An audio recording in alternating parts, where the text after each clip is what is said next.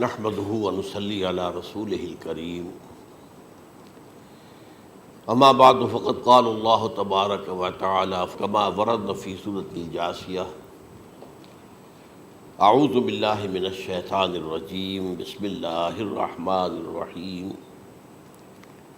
وإنه لعلم للساعة فلا تمترن بها واتبعوني هذا صراط مستقيم صدق اللہ العظیم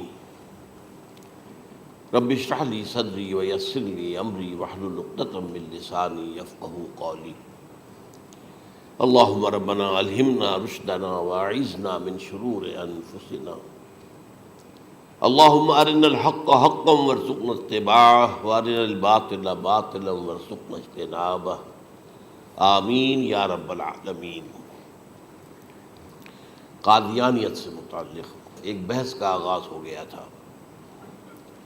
کیونکہ ہمارے علم میں یہ آیا تھا کہ قادیانیوں نے خاص طور پر ماڈل ٹاؤن کو اپنا ایک مرکز اور اپنا اڈہ بنانے کا فیصلہ کیا، اور اس کا ہمیں تجربہ بھی حاصل ہو گیا۔ کچھ نوجوان اہل سنت کے نوجوان میرے پاس آئے تھے اور انہوں نے میری توجہ ادھر منصرف کرائی کہ یہاں پر یہ اپنی جمعے کی نماز کے لیے اوپن گراؤنڈ استعمال کر رہے ہیں اور اس میں لگا لیتے ہیں پارٹیشن وغیرہ، اور بڑی یوں سمجھیے کہ بڑی مہم کے ساتھ دونوں طرف کی سڑکیں بند کر کے، اور جو بھی لوگ مسافر ہیں انہیں بھی دعوت دیتے ہیں کہ آئیں یہاں جمعہ پڑھیں، اور بعض لوگ مغالطے میں وہاں جمعہ پڑھ لیتے ہیں۔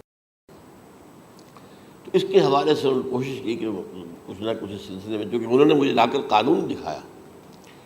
پاکستان میں جو قانون نافذ ہے وہ یہ ہے، چاہے یہ کہ وہ نافذ نہیں ہے بالفعل، لیکن ہے، قانون کی کتاب میں تو موجود ہے کہ قادیانی اپنے کوئی جو بھی ان کے نزدیک بھی ان کے مذہبی شاعر ہیں، ان کو مسلمانوں کی شکل میں برملا علی الاعلان ادا نہیں کر سکتے، کیونکہ وہ تو دھوکہ دہی بات ہو گئی کہ لوگ سمجھیں گے یہ مسلمان ہی ہیں۔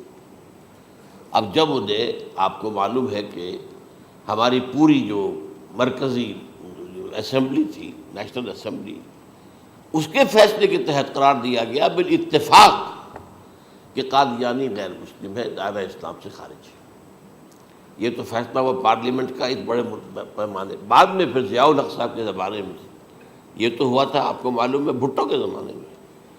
تو ضیاء الحق صاحب کے زمانے میں اسی کی گویا کہ فردر سٹیپ کے طور پر یہ بات طے کی گئی اور قانون بنا دیا گیا کہ وہ اپنی مسجد کو مسجد نہیں کہہ سکتے اور مسجد کی صورت پر نہیں بنا سکتے کہ گزرنے والے کو یہ خیال ہو کہ یہ مسجد ہے۔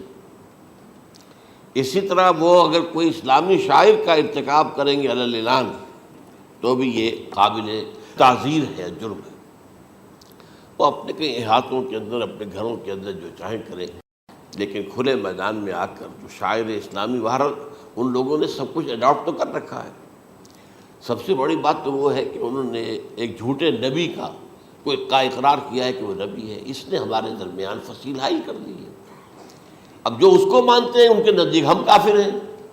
آپ کو معلوم ہے کہ یہ میں بیان کر چکا ہوں کہ حالانکہ قائد اعظم کا کتنا بڑا احسان تھا کہ چودھری ظفر اللہ خان کو انہوں نے فارن منسٹر بنایا پاکستان کا، لیکن جب ان کا انتقال ہوا ہے قائد اعظم کا تو اس کی جنازے کی نماز میں شریک نہیں ہوا، وہ شخص موجود رہا۔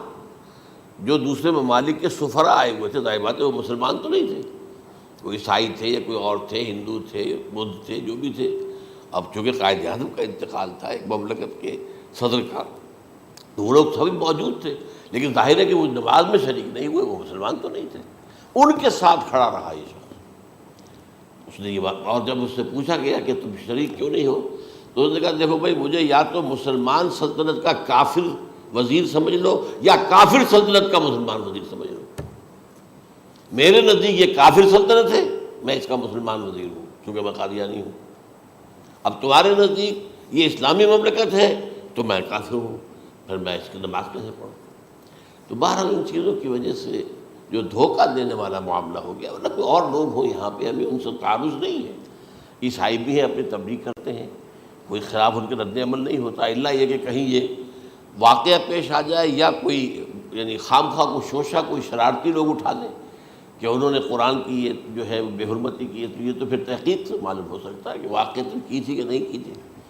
لیکن ایک وقت میں جو اس پر تو ان کا احتجاج ہوتا ہے، لیکن یہ کہ ان کے جو ہے چرچ ہے ان کی ساری اور تبلیغ ان کی ہو رہی ہے اور بڑھ بھی رہی ہے تعداد ان کی، لیکن اس کے خلاف کوئی رد عمل تو ہمارے یہاں نہیں۔ تو یہ ہے اصل میں وہ بات۔ تو اس پر جو گفتگو شروع ہوئی تھی میں آج اس کی تکمیل کرنے جا رہا ہوں۔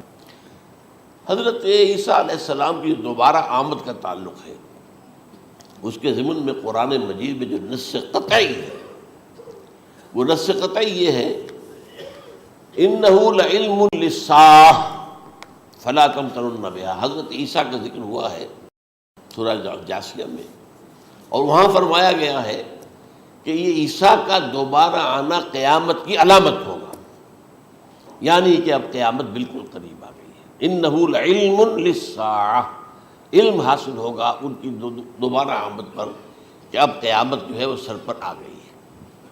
اچھا، اس کے ایک اور جو ہے ذرا بالواسطہ دلائل جو قرآن مجید میں آئے ہیں، ایک ان میں سے یہ ہے کہ سورہ آل عمران میں جہاں حضرت مریم کو بشارت دے رہا تھا فرشتہ کہ آپ کے ہاں ایک بیٹا ہوگا، وہ بڑی حیران تھی کہ میرے ہاں کیسے بیٹا ہو جائے گا، ماں کنت بغیہ، میں تو کوئی بدکار عورت تو نہیں ہوں، نہ میری کوئی شادی ہوئی ہے ابھی۔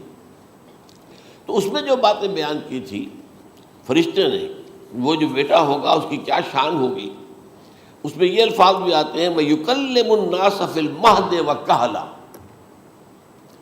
وہ باتیں کرے گا، لوگوں سے گفتگو کرے گا جبکہ وہ پنگھوڑے میں ہوگا، بچہ ہوگا، گود میں ہوگا، اور کہل کے وقت، کہل کہتے ہیں جب آدمی عمر میں جو ہے 40-45 کا کسی بھی اوپر ہو جائے، آپ پہلے طفل کہتے ہیں، پھر جوان کہتے ہیں، عربی زبان میں شاب کا لفظ آتا ہے، بہت جوان، بڑی اچھی صحت میں ہے، اس کے بعد پھر ظاہر بات ہے ڈھلوان شروع ہوتی ہے، یہ کہل ہے۔ جب بڑھاپے کے آثار شروع ہوتے ہیں، بال سفید ہونے شروع ہوتے ہیں، تو یہ کہل ہے، قبول۔ اب سوال یہ ہے اس گھوڑے میں بات کر دیں، یہ تو معجزہ ہے، لہذا اس کا ذکر یہاں پر مناسب ہے۔ یہ بڑے ہو کر بات کرنے کی کیا ضرورت تھی کہنے کی، وہ تو سبھی کرتے ہیں انسان، یہ اسی لیے کہ معلوم ہو کہ کہولت بھی انہیں آئے گی یار، حالانکہ آپ کو معلوم ہے سب مانتے ہیں، عیسائی بھی مانتے ہیں، سب مانتے ہیں، 33 برس کی عمر میں انہیں اٹھا لیا گیا، اس دور میں تو کہولت آئی نہیں، اس لیے قرآن ذکر کر رہا ہے۔ اور یہ بات جو ہے دوسری مرتبہ آئی ہے یہ سورہ المائدہ میں آیت نمبر 110، وَتُكَلِّمُ النَّاسَ فِي الْمَهْدِ وَكَهْلًا، صرف یہ ضمیر کا فرق ہے، وَيُكَلِّمُ النَّاسَ فِي الْمَهْدِ وَكَهْلًا، اور وَتُكَلِّمُ النَّاسَ فِي الْمَهْدِ وَكَهْلًا یہ ہے جب قیامت کے دن اللہ تعالیٰ حضرت عیسیٰ سے سوال کریں گے، اے عیسیٰ ابن مریم، کیا تم نے میری اجازت سے اور میری تائید سے یہ معجزے نہیں دکھائے، یہ معجزے نہیں دکھائے، میں نے تم پر یہ فضل نہیں کیا؟ اور یہ گویا کہ بالواسطہ عیسیٰ کے ماننے والوں سے خطاب ہے کہ اللہ تعالیٰ کے کتنے بڑے بڑے احسان ہوئے، اور اسی میں تم بات کرتے تھے لوگوں سے پنگھوڑے کے اندر بھی اور کہولت کی عمر میں بھی، تو یہ کہولت کی عمر کب آئی؟ حضرت عیسیٰ علیہ السلام پر۔ تو اس کے بغیر تو ممکن ہی نہیں ہے کہ وہ دوبارہ دنیا میں آئیں، پھر ان کے اوپر وہ عمر آئے اور اس عمر کے اندر بھی وہ بات کریں گے۔ تو یہ میرے نزدیک قرآن مجید کے اندر دلائل ہیں اس چیز کے کہ حضرت عیسیٰ علیہ السلام کی دوبارہ جو ہے آمد ہوگی۔ اب اس ضمن میں چاہتا ہوں کہ آج خاص طور پر جو الساعہ کی اور جو علامتیں قرآن میں آئی ہیں، یہ ضمنی مضمون ہو جائے گا، لیکن بہرحال یہ بھی ایک معلوماتی مضمون ہے کہ ایک تو یہ قیامت کی بڑی نشانیوں میں سے حضرت عیسیٰ کا دوبارہ آنا، اور کیا کیا جو ہے باتیں بیان ہوئی ہیں وہ ذرا غور سے سن لیجیے۔ پہلی بات میں نے ہلکا سا حوالہ دیا تھا، ہم تو ایک لفظ قیامت بولتے ہیں، وہ قیامت جو ہے اتنا ہمارے نزدیک جامع لفظ ہے کہ جس میں وہ بھی جو زلزلۃ الساعہ آئے گا وہ بھی ہے، پھر جو نفخ روح نفخ ساق ہوگا وہ بھی ہے، لیکن قرآن مجید سے معلوم ہوتا ہے کہ یہ الساعہ ہے، وہ گھڑی جس دن کے یہاں قیامت برپا ہوگی، زلزلہ آئے گا، شدید ترین حالات آئیں گے، فوری طور پر تمام انسان مر نہیں جائیں گے۔ جو ہے اس کا نقشہ جو کھینچا گیا ہے، یا ایھا الناس اتقوا ربکم ان زلزلۃ الساعۃ شیء عظیم یوم ترونها تذہل کل مرضعۃ عما ارضعت وتضع کل ذات حمل حملها وتری الناس سکارى وما هم بسکارى ولیکن عذاب اللہ شدید، اے لوگوں ڈرو، اللہ کا تقوی اختیار کرو، اس لیے کہ قیامت کا زلزلہ بہت سخت شے ہے، بہت بھاری شے ہے۔ ان زلزلۃ الساعۃ شیء عظیم، جب پہاڑ چل رہے ہوں گے اور جو ہے انسان جو ہیں گے وہ جس طرح پروانے ہوتے ہیں، پتنگے ہوتے ہیں، ایسے اڑ رہے ہوں گے انسان، اور اس میں یہ بھی حال ہوگا کہ لوگ جو ہے ہر جو دودھ پلانے والی ہے وہ اپنے بچے کو بھول جائے گی۔ ظاہر بات ہے کہ اپنی پڑی ہوئی ہے مصیبت، حالانکہ سب سے زیادہ محبوب ترین شے دنیا میں اس سے اونچی محبت نہیں ہو سکتی جو ماں کو اپنے دودھ پیتے بچے سے ہوتی ہے، انہیں بھول جائے۔ تذہل کل مرضعۃ عما ارضعت، اور تمہیں ایسا محسوس ہوگا کہ لوگ کسی نشے کی کیفیت میں ہیں، یعنی وہ بدحواش ہیں، بدحواس ہو گئے، لیکن یہ کہ وما ہم بسکارى، اور وہ مدہوش نہیں ہوں گے، ولکن عذاب اللہ شدید۔ تو یہ ہے زلزلۃ الساعہ، وہ ایک خاص وقت جو ہے، ایک خاص گھڑی جس میں کہ یہ ہونا ہے۔ اس کے علاوہ قرآن مجید میں القارعہ، القارعہ والقارعہ وما ادراک ما القارعہ، یوم یکون الناس کالفراش المبثوث وتکون الجبال کالعہن المنفوش۔ اب یہ کیا ہے؟ یہ نقشہ ہے قیامت، یہ الساعہ، القارعہ الساعہ۔ اسی کے ساتھ قرآن میں آتا ہے الواقعہ، اذا وقعت الواقعۃ لیس لوقعتها کاذبہ، تو یہ خافضۃ رافضہ، یہ الفاظ سورہ واقعہ میں ہے۔ اسی طریقے سے اور جو ہے الحاقہ، ما الحاقہ وما ادراک ما الحاقہ، یہ تمام جو الفاظ قرآن مجید میں آئے ہیں یہ آئے ہیں الساعہ کے لیے، قیامت کے لیے نہیں۔ قیامت میں بعد میں بتاؤں گا آپ کو۔ چنانچہ 3 نفخے ہیں جو قرآن سے ثابت، نفخ فی الصور، اور اس نفخ فی الصور کا یہ عالم ہوگا یوم ینفخ فی الصور ففزع من فی السماوات ومن فی الارض الا من شاء اللہ، جس دن پھونکا جائے گا سور میں، اور اس وقت صورتحال یہ ہو جائے گی کہ جو بھی آسمانوں میں ہے، زمین میں ہے، سخت پریشانی اور سخت پشیمانی اور ایک طرح کے مرعوبیت اور خائف ہو کر رہ جائیں گے، الا ان کے کہ جن کو اللہ چاہے، اس کے کوئی ملائکہ مقربین ہوں گے۔ من فی السماوات فی الارض ہے، اس لیے ساتھ ہی یہ کہہ دیا گیا ہے، لیکن یہ باقی پورے لوگوں کے اوپر، پوری مخلوقات کے اوپر ایک جو ہے گھبراہٹ کی کیفیت طاری ہو جائے گی۔ تو یہ ہے پہلا فضا۔ دوسرا فضا کیا ہے؟ فضا صعق، صعق کہتے ہیں آدمی کا بے ہوش ہو جانا۔ یہ دوسری مرتبہ جب سور پھونکا جائے گا، وَنُفِخَ فِي الصُّورِ فَصَعِقَ مَن فِي السَّمَاوَاتِ وَمَن فِي الْأَرْضِ إِلَّا مَا شَاءَ اللَّهُ، یہ ہے کہ اس کے بعد وہ سب کے اوپر موت طاری ہو جائے گی۔ یہ دوسرے سور پھونکے جانے کے بعد ہے۔ پھر ثُمَّ نُفِخَ فِيهِ أُخْرَى، پھر ایک مرتبہ اور پھونک ماری جائے گی، یہ تیسرا ہو رہا ہے۔ فَإِذَا هُمْ قِيَامٌ يَنظُرُونَ، تو اچانک سب کے سب کھڑے ہوں گے اللہ کی طرف دیکھتے ہوئے۔ اب یہ جو ہے یہ ہے یوم القیامہ، قام یقوم قیامتاً، کھڑا ہونا، کیونکہ اس دن یوم یقوم الناس لرب العالمین، جس دن کے تمام انسان جو ہے کھڑے ہو جائیں گے اپنے رب کے حضور میں، جس کا نقشہ کھینچا گیا ہے اذا دکت الارض دکا دکا وجاء ربک والملک صفا صفا۔ تو یہ سب کے سب انسان بھی جو ہے موجود ہوں گے، فرشتے صفے باندھے ہوئے ہوں گے، اور اللہ تعالیٰ جو ہے اپنے خاص عرش کے ساتھ، یحمل عرشہ ثمانیہ، 8 فرشتے اس عرش کو اٹھائے ہوئے ہوں گے، جبکہ یہ آسمان پھٹے گا اور اس روئے ارضی پر اللہ تعالیٰ کا نزول ہوگا۔ یہ جو ہے ہمارا یوم القیامہ یہاں ہے، یوم القیامہ ہی میں جو فیصلے ہونے یہاں ہونے، قصہ زمین برسر زمین، جو نیکیاں تم نے یہاں کمائی ہیں یا جو بدیاں تم نے یہاں جن کا ارتکاب کیا کا فیصلہ یہاں ہوگا۔ اس کے بعد واللہ عالم کچھ اور بھی چیزیں ہیں، لیکن یہ کہ وہ سب عام طور پر لوگوں کے علم میں نہیں ہے۔ میں نہیں چاہتا کہ خام خواہ کسی نئی بات سے کوئی جو ہے ذہنوں کے اندر کوئی ایک تشکیک پیدا ہو جائے اور شبہات پیدا ہو جائے، لیکن یہ چیزیں جو میں نے آپ سرچ کی از قرآن ثابت ہے، اسی زمین پر اترنا ہے۔ وجاء ربک والملک صفا صفا، یہ سب کے سب آئیں گے، اور ملائکہ، اور اس کے علاوہ جو ہے دوسرے مقامات پر جس کا نقشہ کھینچا گیا ہے سورۃ الحاقہ کے اندر ہے۔ اللہ کا عرش جو ہے 8 فرشتے اٹھائے ہوئے نیچے اتریں گے۔ تو یہ تمام چیزیں قرآن مجید میں مذکور ہیں، اور یوم القیامہ یہی ہوگا، لیکن وہ ہے یوم القیامہ، ہم قیامت کہتے ہیں اس کو جس کو قرآن کہتا ہے الساعہ، الزلزلہ، الحاقہ، القارعہ، الواقعہ۔ یہ ہے در حقیقت جو پہلا معاملہ ہے کہ اس کے اندر جو ہے فضا ہو جائے۔ اب دیکھیے جو علامات قیامت احادیث میں آئی ہیں وہ میں آج آپ کو سنا رہا ہوں۔ ان کو دو حصوں میں تقسیم کیا جاتا ہے، علامات صغریٰ، علامات کبریٰ۔ چھوٹی نشانیاں جو درجہ بدرجہ درجہ بدرجہ درجہ بدرجہ حاضر سامنے آئیں گے۔ ایک ہے بالکل قیامت سے متصل قبل بڑے جو خرق عادت واقعات ہوں گے وہ آئیں گے۔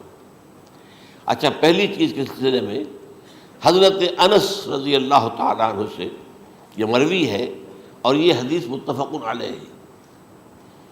پہلی علامت حضور نے بیان کی قیامت کی علامات میں سے، اب میں لفظ قیامت اسی معنی میں بول رہا ہوں جس میں کہ ہم عام طور پر بولتے ہیں۔ آپ نے فرمایا علم اٹھا لیا جائے گا،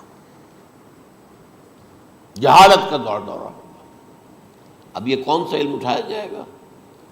سائنس کا علم نہیں، دین کا علم۔ آج تو ساری قدر و قیمت جو ہے جس کے لیے دوڑتے ہیں لوگ، لاکھوں روپے کی فیسیں دے کر، ایم بی اے ہو رہے ہیں، یہ جو ہے اکاؤنٹنسی کا پاس کر رہے ہیں، یہ سی اے کر لیا ہے، یہ کوئی اور جو ہے فزکس میں کوئی کیمسٹری میں ڈاکٹریٹ کر لی ہے، ڈاکٹر بن گیا تو کیا ہی کہہ رہے ہیں۔ اس لیے کہ بڑی چیز جو پاکستان سے ایکسپورٹ ہوتی ہے وہ ڈاکٹر ہیں۔ جو اتنے بڑے پیمانے پر جو کالج کھلے ہوئے، 3 لاکھ روپے ایک سال کی فیس، 5 لاکھ روپے ایک سال کی فیس، یہ کیوں لیتے ہیں اور کیوں لوگ دیتے ہیں؟ کہ موقع مل جاتا ہے ایم بی بی ایس کر کے۔ امریکہ کے اندر بھی ڈیمانڈ ہے، ان کے ہاں ڈاکٹر جو ہیں جتنے ہونے چاہیے نہیں ہے، لہذا اور بھی بہت سی جگہوں پر ڈیمانڈ ہے۔ تو جس چیز کی مارکیٹ میں ڈیمانڈ ہے وہ علم ہے۔ آج علم کمپیوٹر کا علم ہے یہ، حالانکہ ان میں سے کسی کے اوپر لفظ علم کا اطلاق میرے نزدیک غلط ہے، جہالت ہے۔ علم وہ ہے جو ذہن کو جلا دے، جو سوچ کو جلا دے، روشنی پیدا کرے، دماغی روشنی، وسعت دے، انسان کے فکر کو وسعت دے، اس کے ذہنی جو ہے جو افق ہے اس کو وسیع کرے۔ علم تو وہ ہے جو حقیقت کے کیا علم بھی اس سے عطا فرمائے۔ قرآن ہے، حدیث ہے، باقی اور چیزیں جو اس سلسلے میں آ سکتی ہیں وہ ہے کہ جو قرآن اور حدیث کی سمجھنے میں ممد ہوں اور زیادہ جو ہے اس کے تک فہم کو آسان کر دیں۔ لیکن یہ کہ فرمایا علم اٹھا لیا جائے گا، جہالت کو فروغ ہوگا، ظاہر بات ہے ایک ہی بات ہوئی ہے۔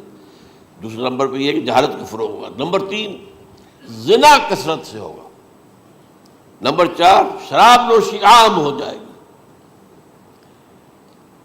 نمبر 5 عورتوں کی تعداد بہت زیادہ ہو جائے گی، مردوں کی تعداد کم ہو جائے گی، یہاں تک کہ 50 عورتوں کا خیر خبر کرنے والا، کوئی نگرانی کرنے والا، وہ ایک مرد۔ اچھا، یہ تو ہے ایک حدیث جو میں نے آپ کو بیان کر دی، متفق علیہ، یہ بخاری اور مسلم دونوں میں ہے۔ دوسری حدیث بخاری کی ہے، اس کو حضرت ابو ہریرہ رضی اللہ تعالیٰ عنہ نے روایت فرمایا ہے، قیامت آئے گی جب امانت ضائع ہو جائے گی۔ آج ہمارے ہاں امانت کے ضائع ہونے کا جو نقشہ ہے شاید پوری دنیا میں کہیں اور نہیں۔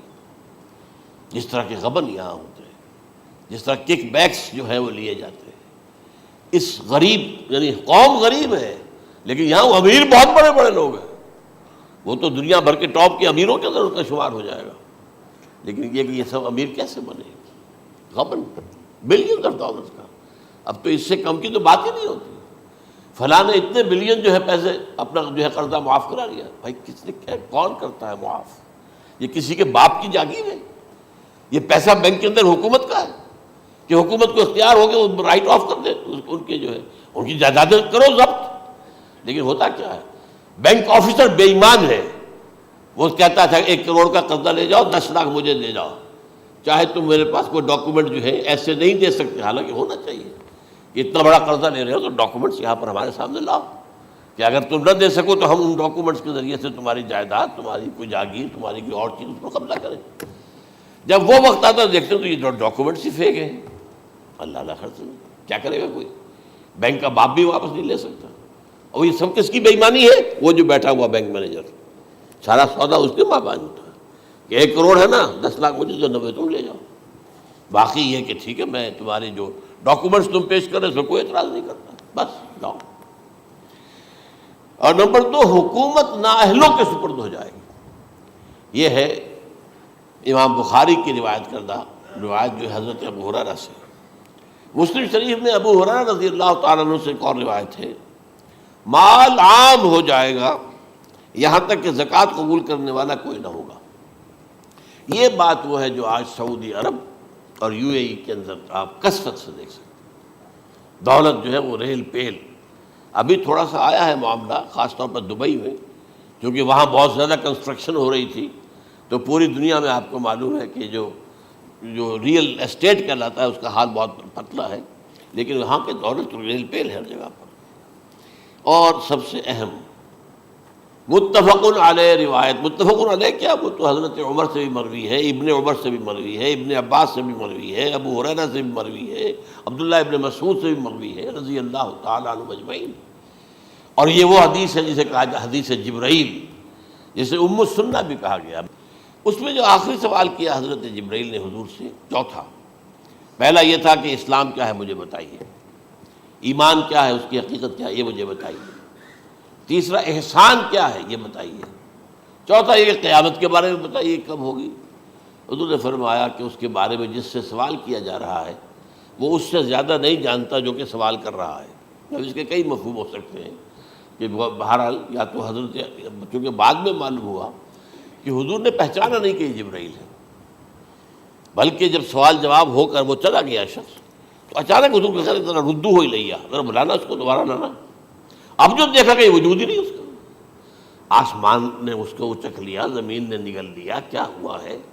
پھر آپ نے یہ جبرائیل تھے جو تمہیں تمہارا دین سکھانے آئے تھے جبکہ تم سوال نہیں کر رہے ہو. یہ بڑے بیسک کوسچن تھے، اس لیے کہ دنیا کے ہمارا نظام اسلام پر ہے، ایمان پر نہیں ہے. اس لیے کہ ایمان کو ویریفائی کر ہی نہیں سکتے. کیسے پتہ ہوگا اس میں ایمان ہے یا نہیں ہے؟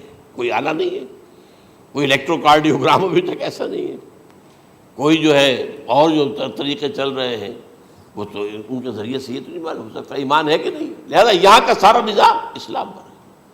شہادت اللہ الہ الا اللہ وان محمد رسول اللہ، پھر ایک نظام بنا دیا، وہ اقام الصلاۃ و ایتاء الزکوٰۃ و صوم رمضان و حج البیت.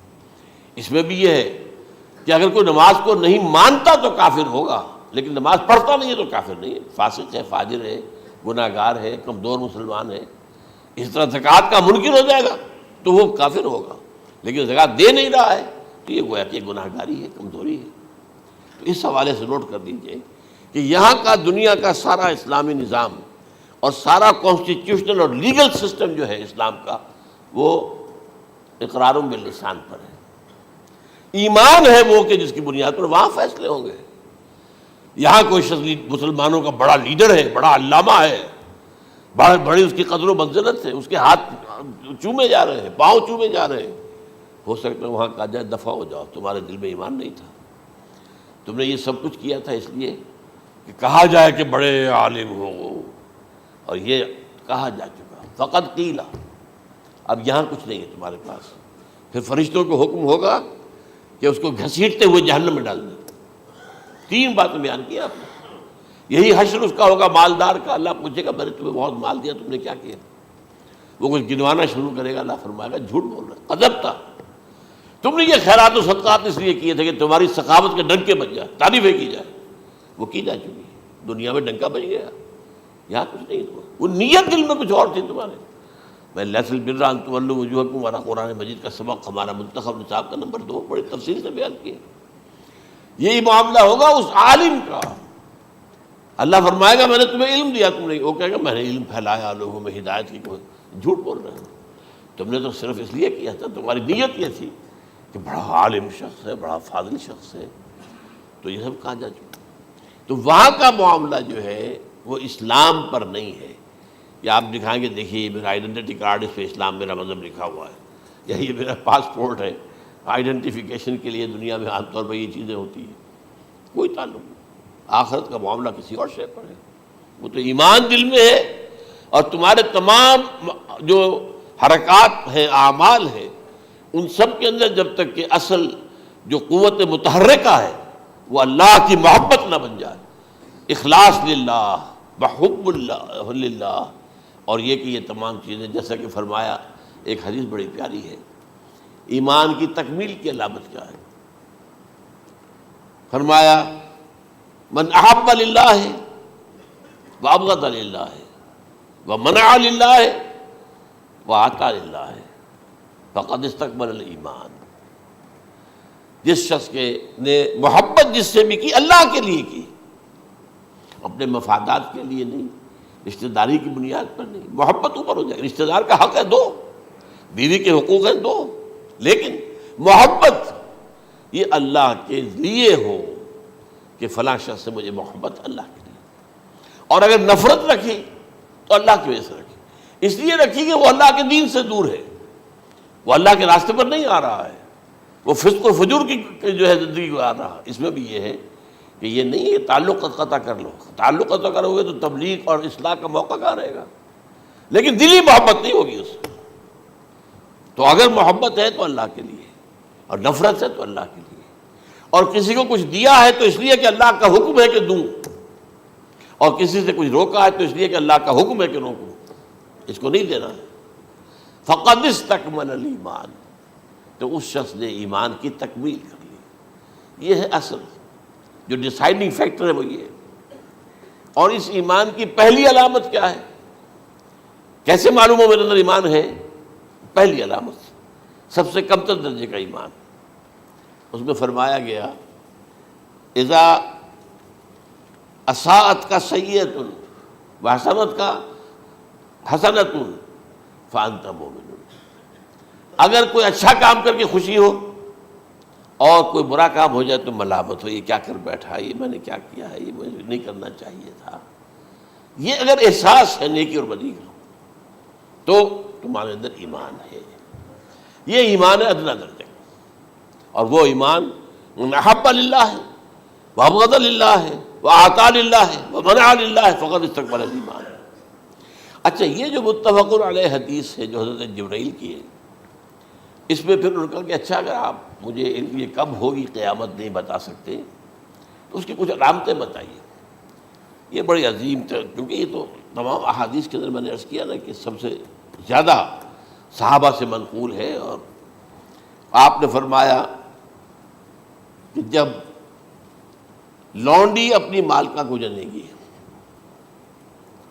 اور تم دیکھو گے کہ ننگے بدن ننگے پیر بھوکے ننگے بھیڑوں اور بکریوں کو چرانے والے اونچی سے اونچی عمارتیں بنانے میں ایک دوسرے کا مقابلہ کریں گے۔ اذا تلد الامۃ ربتها، کیا بانی ہے، یہ خاص الفاظ کیوں کہے گئے؟ اولاد والدین کے سامنے دب کر رہتی تھی، کبھی سینہ تان کر بات نہیں کرتے تھے، ٹھیک ہے کوئی بات آپ مان نہیں سکتے، ابا جان یہ بات تو میں نہیں کر سکتا، یا فرض کیجئے کہ وہ آپ کو کسی نیکی سے روک رہے ہیں، کہ دینی کام سے روک رہے ہیں، ابا جان یہ تو میں نہیں کروں گا، یہ تو دین کا فرض ہے، یہ کہیں آپ اور ڈٹ کر کہیں اور جمیں اس پر، لیکن یہ کہ کوئی سرکشی کا انداز نہ ہو، ایسا نہ ہو کہ اپنے جناب سینے کو تان کر کے کھڑے ہو جائے، میں نہیں کروں گا، یہ نہیں، یہ غلط ہو جائے۔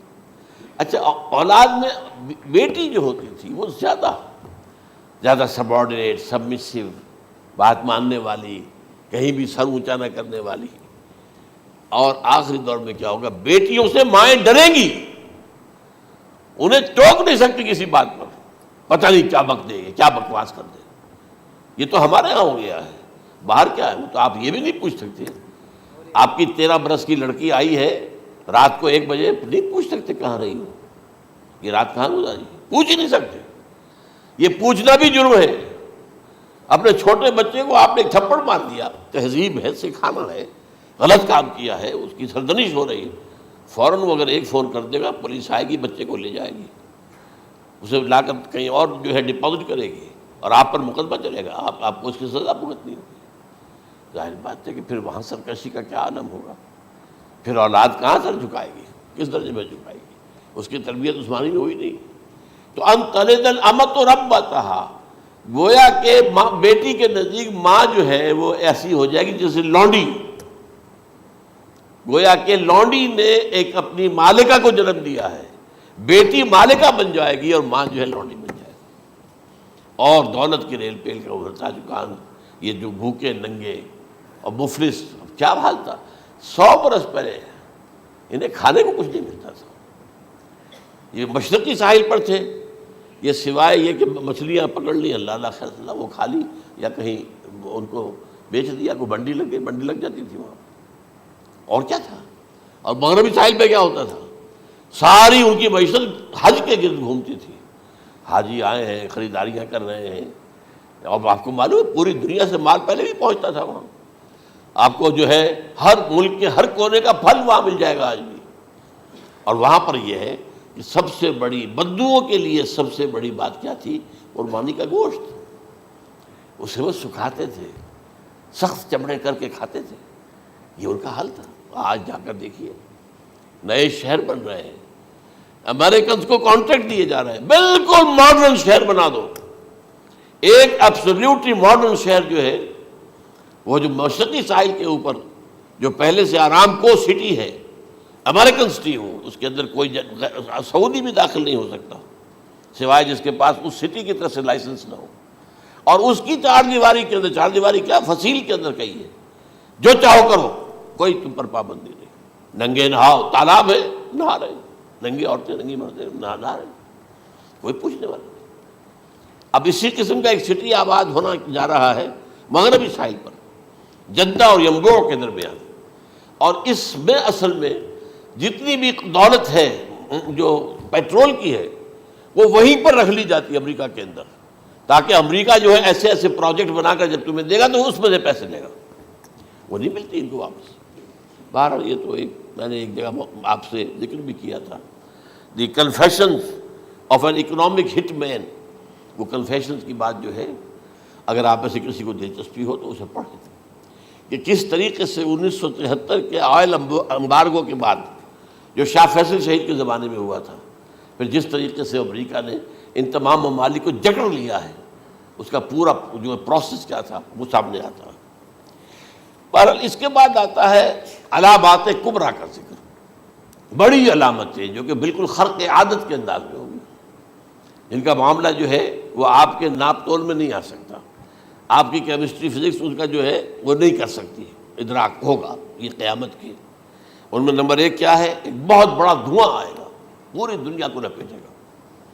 نمبر 2 دجال کا ظہور ہوگا، جو اپنی خدائی کا دعویٰ لے کر آئے گا اور بنوائے گا، اس کے ہاتھ میں ہو جائیں گے، قبضے میں ہو جائیں گے سارے ذرائع پیداوار کے، اس کی طرف بھی پہلا قدم اٹھ چکا ہو، ٹرپس کے نام سے معاہدہ ہو چکا ہے، کوئی ملک اپنا بیج پیدا نہیں کر سکتا، یہ بیج ہم نے ڈیولپ کیے ہیں، ان کے ڈیولپمنٹ سے پہلے تم ایک ایکڑ سے کتنی گندم لیتے تھے، آج کتنی لے رہے ہو؟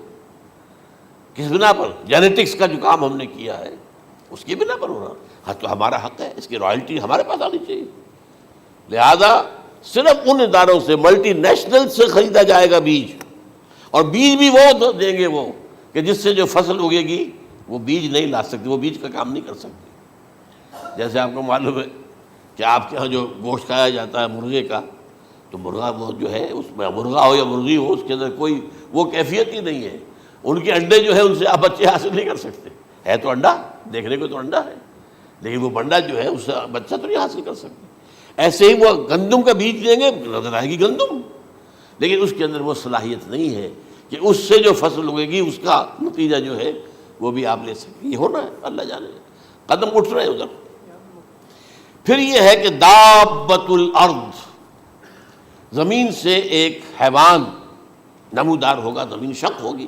ابھی میں کہہ رہا ہوں خرق عادت ہے، یہ چیزیں وہ نہیں ہیں جو ہماری کسی حساب کتاب میں جو باتیں پہلے آئی ہیں وہ تو حساب کتاب میں آ رہی ہیں، ساری سمجھ میں آ رہی ہیں، ساری چیزیں مشاہدہ ان کا ہو رہا ہے، لیکن یہ ہے کہ دابۃ الارض، یہ کہتے ہیں کہ کوہ صفا، اس میں تو نہیں ہے حدیث میں، کوہ صفا پھٹے گا اور اس میں سے ایک حیوان دابہ وہ ظاہر ہوگا، تو اسی لیے فرمایا ہے وَإِذَا وَقَعَ الْقَوْلُ عَلَيْهِمْ أَخْرَجْنَا لَهُمْ دَابَّةً مِّنَ الْأَرْضِ تُكَلِّمُهُمْ، تو ہم اندر سے پیٹ کے چیر کر زمین کے پیٹ کو ایک حیوان کو برآمد کریں گے جو انسانوں سے بات کرے گا، گفتگو کرے گا۔ نمبر 4، طلوع الشمس من المغرب، یہ بھی خرق عادت۔ سورج تو طلوع ہوتا ہے مشرق سے، غروب ہوتا ہے مغرب میں، لیکن اس وقت معاملہ الٹا ہو جائے، یعنی جو کائنات کے اندر جو گڑبڑ ہوگی کچھ سمجھ میں بات آتی ہے کہ یہ معاملہ جو ہے، یہ تو اس پورے سولر سسٹم کو اگر بدل دیتے ہیں تو مشرق مغرب ہو جانا، مغرب مشرق ہو جانا، یہ سمجھ میں آنے والی بات ہے۔ اس کے بعد ہے عیسیٰ ابن مریم کا نزول، جس کے بارے میں آج میں نے گفتگو کی ہے تفصیل سے۔ یہ نزول ہونا ہے، یہ علامات قیامت میں سے حضور نے بیان فرمایا ہے، اور قرآن مجید کی جو اصطلاحات ہیں اس کے حوالے سے میں نص قطعی جو ہے وہ میں آپ کے سامنے رکھ چکا ہوں۔ پھر یاجوج ماجوج کا ایک معاملہ ہے، یہ میں ابھی اس وقت زیادہ اس پر بات نہیں کر سکتا۔ حضرت عیسیٰ علیہ السلام کے نزول کے بعد 2 کام ہوں گے۔ یہودیوں کا قلع قمع ختم، تمام یہود، ایک کام تو یہ ہونا ہے، اور نمبر 2 عیسائیت کا ختم ہو جانا۔ عیسائیت کی نفی کر دیں گے، بھائی تم مجھے خدا کا بیٹا بنائے بیٹھے ہو، میں تم خدا کا بیٹا نہیں ہوں، میں تو اس کا بندہ ہوں، رسول ہوں، میں نے تم سے کب کہا تھا کہ مجھے خدا کا بیٹا بناؤ۔ نمبر 2 یہ کہ وہ خنزیر کو قتل کر دیں گے، یعنی یہ تم نے خنزیر کب سے کھانا شروع کر دیا؟ میں تو تم کو نکاح اجازت دے کر گیا تھا، یہ تو شریعت موسوی میں حرام تھا، اور میں کہہ کر گیا تھا کہ یہی شریعت تم پر لاگو رہے گی، ہاؤ کم؟ تم نے کیسے یہ؟ آج بھی بہت سے رومن کیتھولکس جو ہے وہ سور نہیں کھاتے، وہ اس میں ہے ان کے اندر کچھ نہ کچھ بات جو ہے جو حضرت عیسیٰ کی تعلیمات کا کچھ اثر ان کے ہاں ہے۔ میں تو ایک مرتبہ، یہ 1971 کی بات ہے، 4-5 دن کے لیے برسلز میں رکا تھا، اس لیے کہ وہاں مجھے ایک صاحب نے خط لکھا تھا کہ وہاں ایک نوجوان ہے، ابھی اس میں ایمان لایا ہے، اور اس کے کچھ مسائل ہیں، ہم کوشش کر رہے ہیں ان کے مسائل حل کریں، آپ بھی جا رہے ہیں۔ میں انگلینڈ جا رہا تھا تو واپسی پر آپ ان کے یہاں چند دن ٹھہرے، میں حیران ہوا۔ ویسے اس نے مجھے اپنے گھر ٹھہرایا نہیں، اس لیے کہ ماں باپ تو اس کے کرسچن تھے، اور پولیس کا چیف آفیسر اس کا باپ تھا، چیف آف پولیس فورس۔ اس نے مجھ سے 1 دن کھانے پہ بلایا، میں سے ہوٹل میں ٹھہرایا مجھے، اس نے کہا آپ اطمینان سے یہاں کھانا کھائیں، اس گھر میں نہ آج تک کوئی شراب کی بوند آئی ہے اور نہ ہی کوئی بوٹی آئی ہے سور کی۔ Roman Catholics. اب اکلوتا بیٹا تھا یہ، عبدالعزیز اس نے بعد میں نام رکھا، وان کینٹر اس کا نام تھا جو کہ اوریجنل تھا، پھر اس نے نام رکھا عبدالعزیز وان کینٹر، پرانا نام بھی بہرحال رکھا۔ نہایت خوبصورت، 28 سال کی عمر تھی، اور اس وقت میں نے دیکھا تھا کہ اس کی فقہی معلومات جو ہے میری معلومات سے 10 گنا زیادہ۔ اس کی وجہ کیا ہے؟ وہ گیا تھا موراکو میں ایز اے ٹیچر ملازمت کرنے، پیسہ کمانے، وہاں وہ مسلمانوں سے اس کا ہوا رفع ضبط ہوا، اسلام کی تعلیمات سامنے آئی، اسلام لے آیا۔ اب اکلوتا بیٹا ہے، اور ماں باپ جو ہے کرسچن کیتھولکس۔ جب وہاں سے واپس آیا تو پھر کہتے ہیں کہ ہمارے درمیان ایک معاہدہ ہے، وی آر لیونگ ٹوگیدر، لیکن یہ معاہدہ ہے ہم مذہب پہ بات نہیں کریں گے، بس باقی جو بھی ہے وہ ساتھ رہ رہے ہیں۔ لیکن میں حیران ہوا، مجھے معلوم نہیں تھا۔ اچھا، اس کے بعد اس نے جب اسلام کا فیصلہ کیا تو اس کے سامنے سوال آیا کون سی فقہ اختیار کروں؟ تو اس نے بڑی جو ہے تھورو اسٹڈی کی ہے تمام فقہوں کی، کمپیریٹو اسٹڈی، ان کو کرنے کے بعد پھر فائنل فیصلہ اس کا یہ تھا کہ حنبلی فقہ میں اختیار کروں گا۔ 4 فقہوں میں سب سے لیٹسٹ حنبلی ہے، یعنی حنفی نمبر 1، پھر مالکی نمبر 2، پھر اس کے بعد شافعی نمبر 3، پھر یہ امام احمد ابن حنبل ہے۔ اور امام احمد ابن حنبل کے زمانے تک احادیث بہت بڑے پیمانے پر جمع ہو چکی تھی، جبکہ ابھی حضرت امام ابو حنیفہ کے زمانے میں کوئی اتنا زیادہ جو ہے حدیث کا بھی ذخیرہ نہیں بنا تھا۔ اسی پر تو لوگ حیران ہوتے ہیں کہ زیادہ حدیث امام ابو حنیفہ کے علم میں نہیں تھی، لیکن مجال ہے کہ ان کا کوئی فتویٰ جو ہے کتاب و حدیث کے، کتاب اور سنت کے خلاف ہو۔ اگرچہ انہوں نے صاف کہا کہ اگر تم پاؤ کوئی ایسی سچی حدیث، پختہ حدیث جو میری کسی رائے کے خلاف ہو تو میری رائے کو دیوار پر دے مارنا اور اس صحیح حدیث کی پیروی کرنا۔ لیکن ویسے اس کے بعد یہ کمال یہ ہے کہ بہت ہی کوئی شاذ معاملہ ہے کہ جس میں ان کا کوئی فتویٰ وہ کتاب و سنت کے منافی ہو یا سنت کے منافی ہو. کتاب پہ تو سوال پیدا نہیں ہوتا، کتاب تو ساری ان کے سامنے موجود تھی. اس کے بعد یہ ہے کہ یاجوج ماجوج، اصل میں بتا رہا تھا آپ کو کہ جب عیسائیت بھی ختم ہو گئی، یہود ویسے ختم ہو گئے، استیصال ہو گیا، جڑ کٹ گئی، اب عیسائیت گویا کہ اسلام میں ضم ہو گئی. عیسائیت مذہب ختم، یہودی خود ختم. اب یہ طاقت کتنی ہو جائے گی؟ تقریباً 2/3 دنیا آ گئی. تمام اب عیسائی 2 ارب کے قریب ہیں، 1 ارب 90 کروڑ ہوں گے، یا مسلمان بھی 1 کروڑ 50-60 لاکھ ہیں. دونوں کو جوڑ لیجیے کتنے ہو گئے؟ 6 ارب کل آبادی ہے. لیکن اس کے بعد آتا ہے یاجوج ماجوج کا خروج. یہ یاجوج ماجوج میرے نزدیک چائنا اور رشیا ہے. ان کی مجموعی طاقت اتنی ہوگی، اور یہ اس طرح آئیں گے ہر اونچائی پر سے اترتے ہوئے، پھسلتے ہوئے. جیسے 1962 میں جب وار ہوئی تھی بٹوین چائنا اینڈ انڈیا 1962 میں، تو وہ اس وقت کا نقشہ مجھے آج بھی اخبارات میں پڑھتا تھا تو یاد، waves after waves of Chinese soldiers were coming down the slopes of Himalayas. یہ تو وہ ہے نا جن کی تعداد کا کوئی حساب نہیں ہے. اور رشیا اور یہ مل کر جو ہے، میرا اندازہ یہ ہے کہ جب پہلے ملحمۃ العظمیٰ ہوگی وہ عیسائیوں اور مسلمانوں کے درمیان، اس وقت یہ دونوں پاورز نیوٹرل رہیں گی، لیکن غالباً یہ بات طے کر لیں گی کہ ویپنز آف ورلڈ جو ہے ماس ڈسٹرکشن، یہ استعمال مت کرنا. اگر یہ ویپنز آف ماس ڈسٹرکشن استعمال کرو گے تو ہم میدان میں آ جائیں گے. اس میں وہ جنگ جب ہو چکے گی، پھر حضرت عیسیٰ کو فتح حاصل ہو جائے گی، اور پھر یہ کہ یہودیت ختم ہو جائے گی، عیسائیت بطور مذہب ختم ہو کر اسلام میں ضم ہو جائے گا. پھر وہ 40 برس کا عہد حکومت ہے حضرت عیسیٰ علیہ السلام. لیکن جب یہ فتح ہو جائے گی ان پر، اب یاجوج ماجوج آئیں گے، اور اتنی تعداد میں آئیں گے کہ بحیرہ طبریہ جو ہے اس کا سارا پانی پی جائیں گے. یہ تو اگر آپ کو کبھی اندازہ ہو یا کوئی آپ جانیں ان لوگوں کو جو ان چینیوں سے واقف ہیں، وہ کہتے ہیں زمین پر ہلتی ہوئی کوئی چیزوں سے وہ چھوڑ کے کھا جائیں گے. جہاں وہ جاتے ہیں ایز اے لیبرر، وہاں کے جو سارے کتے ہیں ختم، ساری بلیاں ختم، ہر شے، وہ جو سانپ کھاتے ہیں، ہر چیز کھاتے ہیں. اور یہ تمام ایسٹرن کنٹریز کے اندر ہوتا ہے. بڑی ڈیلیشس ڈشز ہیں یہ سانپ وغیرہ وغیرہ. اور یہ جس طرح کھا جائے، پانی پیا، ایک قطرہ نہیں رہے گا اس پر.